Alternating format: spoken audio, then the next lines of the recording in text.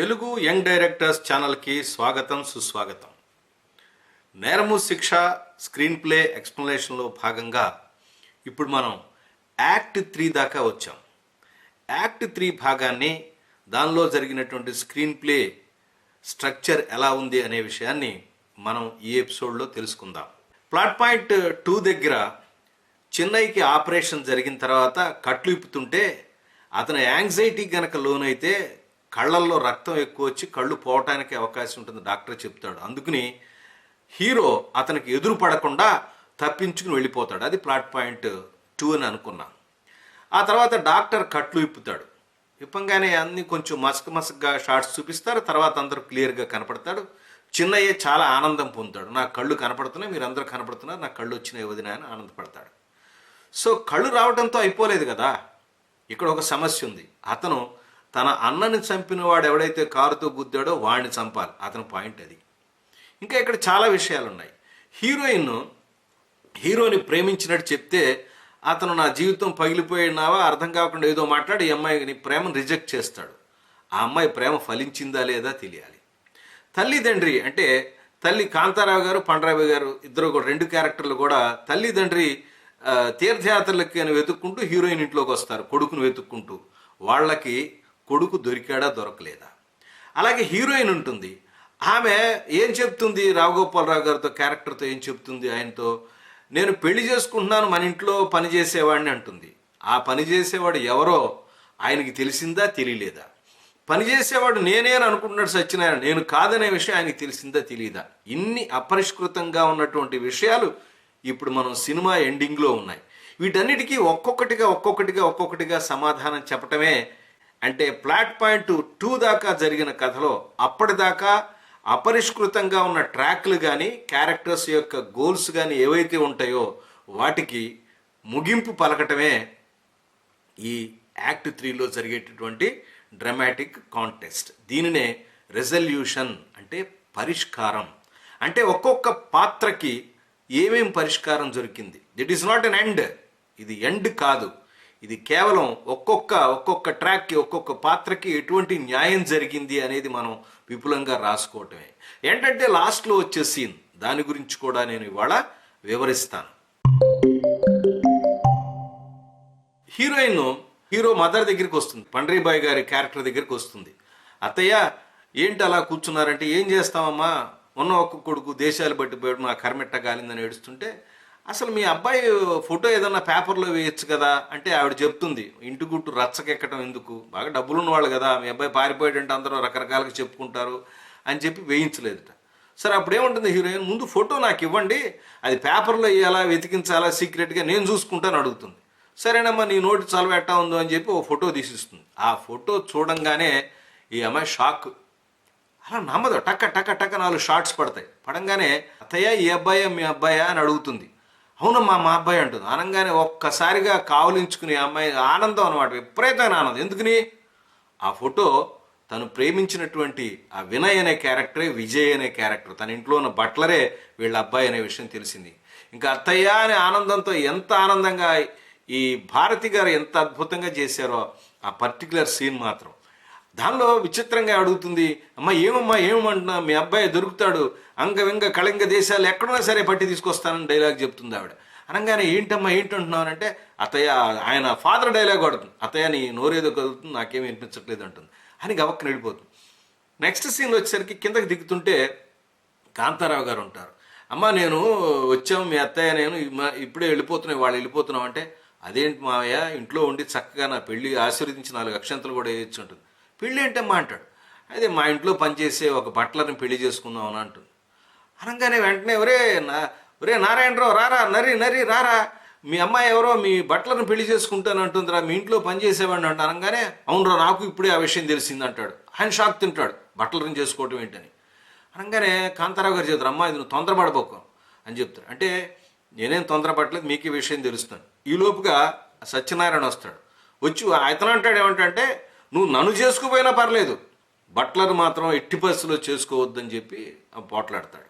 అని ఈ లోపుగా సరే మీరు ఎవరేమైనా సరే నేను చెప్పాను పనిచేసే అతను పెళ్లి చేసుకుంటానని, ఇతనే సత్యం అని పొరపడటం మీ తప్పు, నా తప్పు కాదు కదా, నేను బట్లర్ని పెళ్లి చేసుకుంటున్నాను, పని చేసేవాడు మన ఇంట్లో పెళ్లి చేసుకుంటున్నానని చెప్పి అమ్మాయి వెళ్ళిపోతుంది. వెళ్ళిపోగానే సత్యనారాయణ కూడా వెళ్ళిపోతారు. ఈ లోపుగా అక్కడ ఇదేంటా నాకు దరిద్రం ఎట్లా పెట్టిందని రావుగోపాలరావు గారు చెప్తూ కిందకు చూస్తాడు. చూడండి ఫోటో దొరుకుతుంది. ఇదిగోరా వీడేరా బట్లరు, నా ఇంట్లో బట్లర్గా చేరి నా నాశనం చేశాడు అని చెప్పి అనగానే ఆ ఫోటో చూస్తాడు కాంతారావు గారు. ఆయన షాక్ తింటాడు.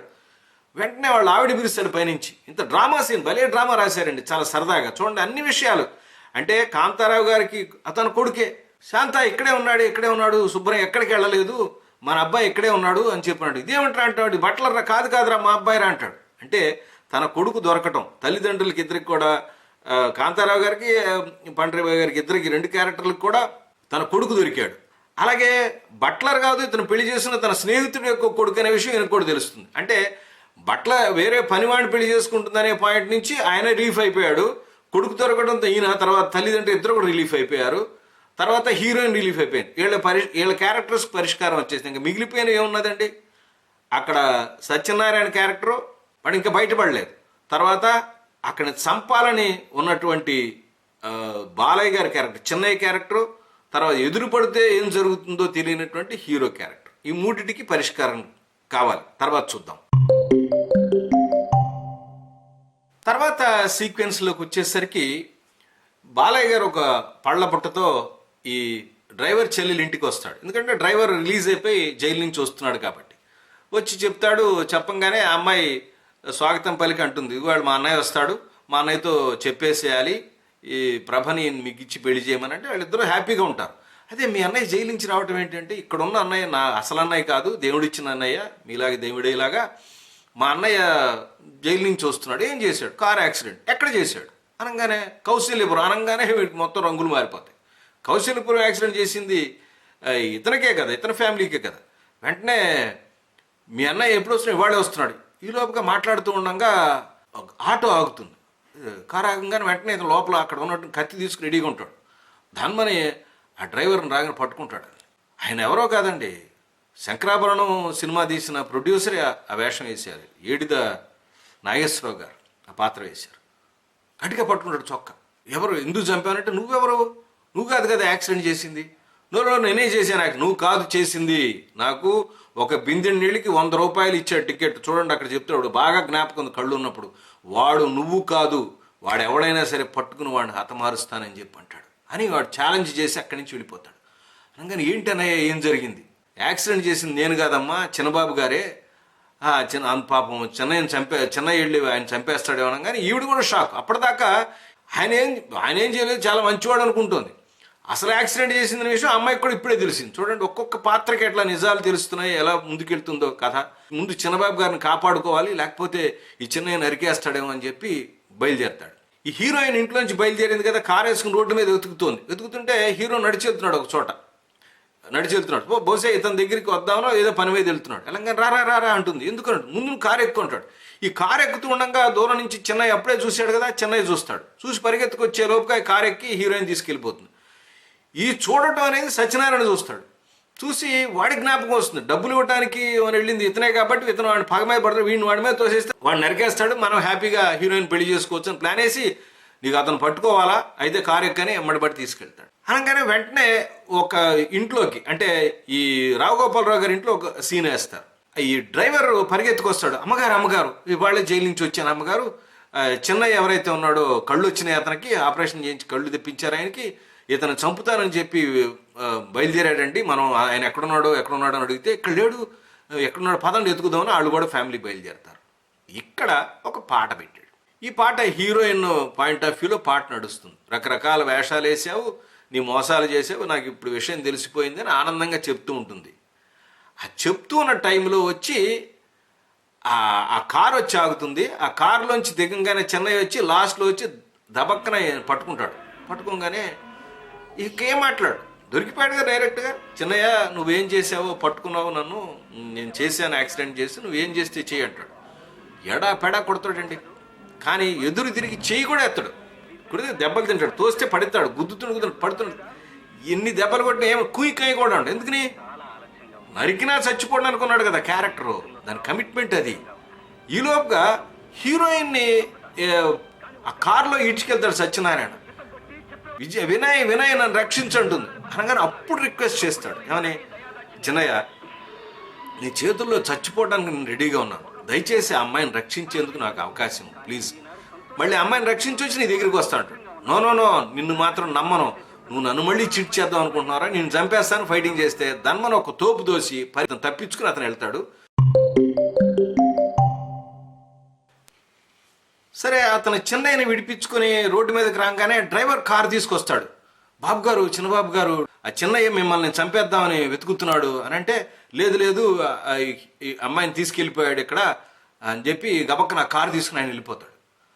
చిన్నయ్య పరిగెత్తుకొచ్చి డ్రైవర్ చొక్కా పట్టుకోగానే మిగతా క్యారెక్టర్స్ అన్నీ వస్తాయి. ఎవరో ప్రభా క్యారెక్టరు, అంటే చెల్లెలు క్యారెక్టరు, తర్వాత వదిన గారు ఇద్దరు వస్తారు. వచ్చి చిన్నయ్యని ఆపుతారు, కొట్టడం ఆపుతారు.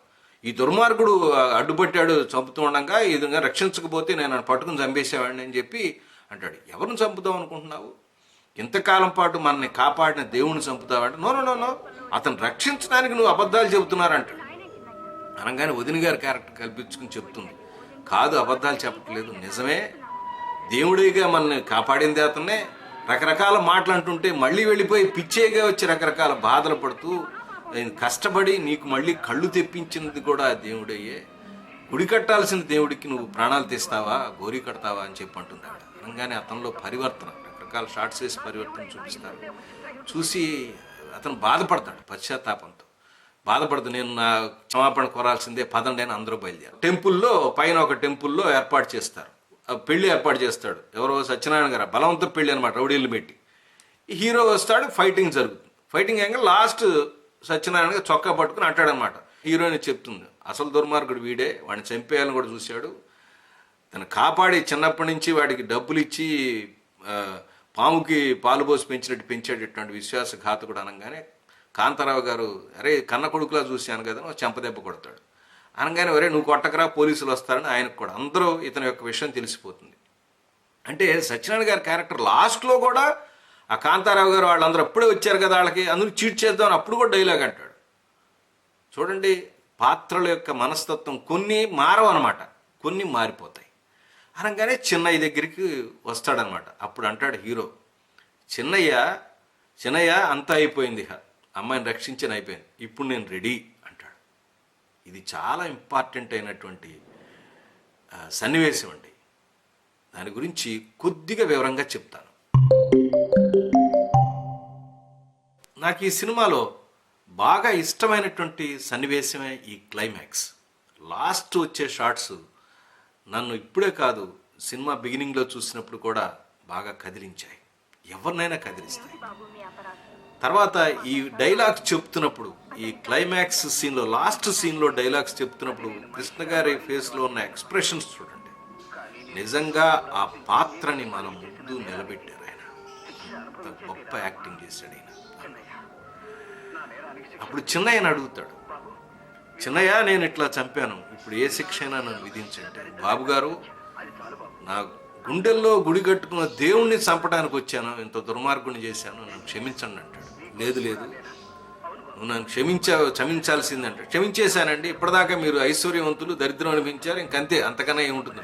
అప్పుడు నిజంగా క్షమించావని అడుగుతుంటే, మా వదిన గారిపై ప్రమాణం చేసి చెప్తున్నాను అంటాడు. అయితే నువ్వు క్షమించినట్టయితే ఒక పని చెయ్యి, నువ్వు వచ్చి పోలీస్ స్టేషన్లో రా, కేసు పెట్టు, నేను చెప్తాను, నువ్వు సాక్ష్యం చెప్పాలంటాడు. నేను చేయలేనంటాడు. మాట తప్పుతావా అంటాడు.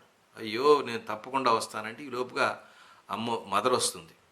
బాబు ఇప్పుడే దొరికావు, అప్పుడే వెళ్ళిపోతావా అంటే, అమ్మా నేను చేసింది తప్పు అనే విషయం నాకు తెలిసిందమ్మా, నేను తప్పకుండా వెళ్ళాలి అని అంటే తండ్రి వచ్చి అంటాడు, ఎక్కడికి వెళ్తున్నాడే, ఎక్కడికి వెళ్ళట్లేదు, సమాజంలో మనలో ఒకడుగా ఉంటాడు వాడని చెప్పి తండ్రి ఆనందిస్తాడు. అంటాడు కదా, తండ్రి మనిషి కాదు, రాక్షసుడిగా ఉన్నాడు, మనిషిగా మారాలని, మనిషిగా సమాజంలో ఒకడుగా మారాడని తండ్రి అంటాడు. అప్పుడు ఆ హీరో క్యారెక్టర్ అంటుంది, అన్న నువ్వు చెప్పిన మాట ఆ రోజునే వింటే నేను మిమ్మల్ని ఇంత బాధ పెట్టేవాడిని కాదనంటే అని చెప్పి అంటాడు. తండ్రికి కూడా సమాధానం జరుగుతుంది క్యారెక్టర్కి, తల్లికి సమాధానం చెప్తాడు. ఆ తర్వాత వెళుతూ ఒక క్యారెక్టర్ దగ్గరికి వస్తాడండి, కృష్ణకుమార్ గారి క్యారెక్టర్కి. నేను మనిషిగా చేసినటువంటి ఈ తప్పులు ఏవైతే ఉన్నాయో చట్టం నాకు శిక్ష విధిస్తుంది, నేను జైల్లో ఉంటాను, నో ప్రాబ్లం. నీ పసుపు కుంకాలను తుడిచేశాను చూసామ్మా, ఆ పాపానికి ఏ శిక్ష నాకు.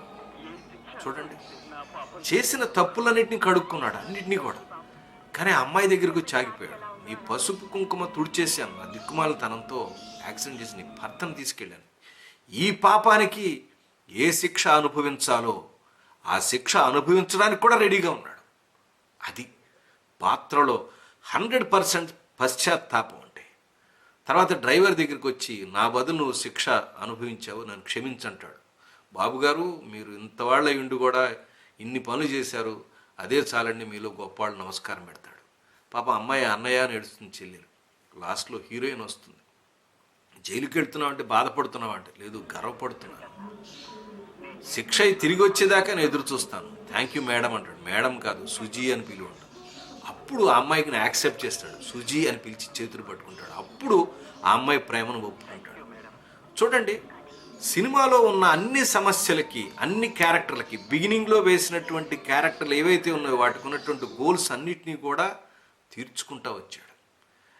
తండ్రి కొడుకు ఒక మంచి మనిషిగా మారాలనుకున్నాడు, మారాడు. తన కొడుకు మళ్ళీ తనకు దక్కాలనుకున్న తల్లి దక్కాడు. తను ప్రేమించిన ప్రియుడు మంచివాడు, మనిషివాడు, గొప్పవాడు, మంచి సామర్థ్యం ఉన్నవాడు, మంచి మనిషి కావాలనుకున్నది. అతను తన ప్రేమను యాక్సెప్ట్ చేశాడు. తర్వాత రావు గోపాలరావుకి తన ఫ్రెండ్ కొడుకుతో పెళ్లి చేద్దాం అనుకున్నాడు, సేమ్ అదే కుదిరింది. ఆ ప్రభా క్యారెక్టర్ చెన్నైతో పెళ్లి కుదిరింది, చెన్నైకి పోయిన కళ్ళు వచ్చినాయి, అన్నీ చేశాడు. కాబట్టి పశ్చాత్తాపంతో కృష్ణకుమార్ క్యారెక్టర్ దగ్గరికి కూడా వచ్చి ఆమెకు చేసిన అన్యాయానికి కూడా శిక్ష అనుభవించడానికి రెడీగా ఉన్నాను యాక్సెప్ట్ చేసి ఆమె క్షమాపణ కోరింది. ఇదండి ఒక అద్భుతమైన క్యారెక్టర్, వజ్రం లాంటి క్యారెక్టర్. సమాజంలో ప్రతి యువకుడు, ప్రతి తల్లిదండ్రి చూసి వాళ్ళని సంస్కరించుకోవాల్సిన గొప్ప సినిమా. విచిత్రం ఏంటంటే, ఇంత మంచి సినిమా మీద నేను ఎపిసోడ్స్ చేసి పెడుతుంటే మన వాళ్ళు 10-20